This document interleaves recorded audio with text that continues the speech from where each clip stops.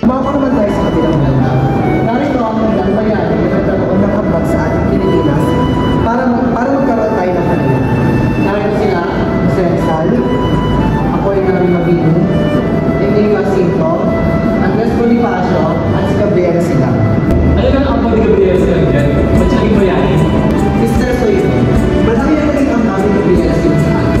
Unang-una, siya ang nagpadala sa Ilocos. Pangalawa, siya ang kauna-unahang babae general. At pangatlo, tinuruan niya ang mga takabayan ng magbasa ng pagsulat, lalo-lalo na ng mga koloniya. Pero, sa pangpala, sila ay nahuli.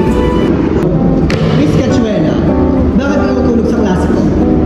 Sorry sir, medyo puyat po kasi eh. Sige, ano ba ang masasabi mo sa kantang ito ni Jess Santiago na noon?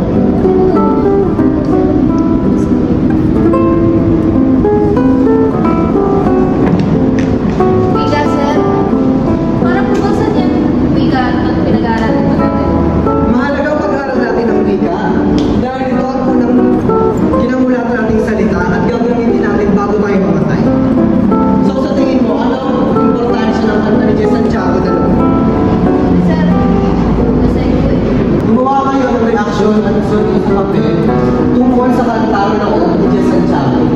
Bibigay sa inyo ang librong ito dahil nandito ang maaari na nakasulat. At syempre, iwanan mo rin kayo ng kanta tungkol dito.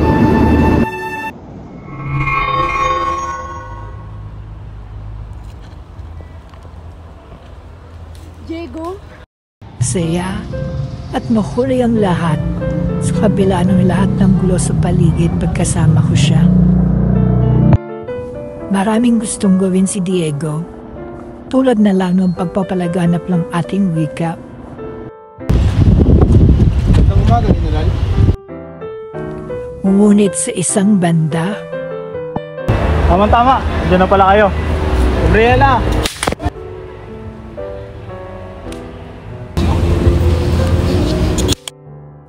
pinatay ang aking minamahal ng aming matatalik na mga kaibigan para sa sarili nilang interes. Ang pabuya na kanilang makukuha sa kalaban, tila kami ay ninakawan. Pero hindi ako sumuko. Ipinagpatuloy ko ang laban na sinimula ni Diego at bumuo ako ng samahan kasama ang ilang kababaihan. Pinilaganap namin ang wika at tiniluan namin ang aming bansa.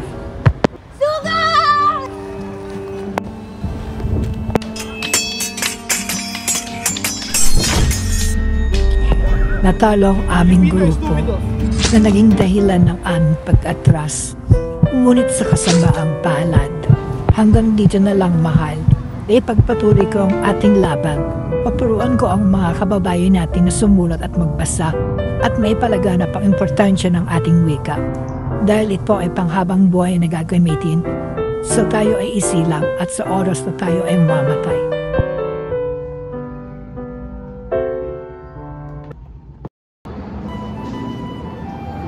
Magandang araw sa inyo. Kamusta kayo? Natapos niyo ba ang inyong takdang aralin? Pakipasa ng inyong gawain pauna. Miss Cachuela, ano sa tingin mo ang mensahe ng kantang loob ni Jess Santiago base sa nagawa mong takdang aralin?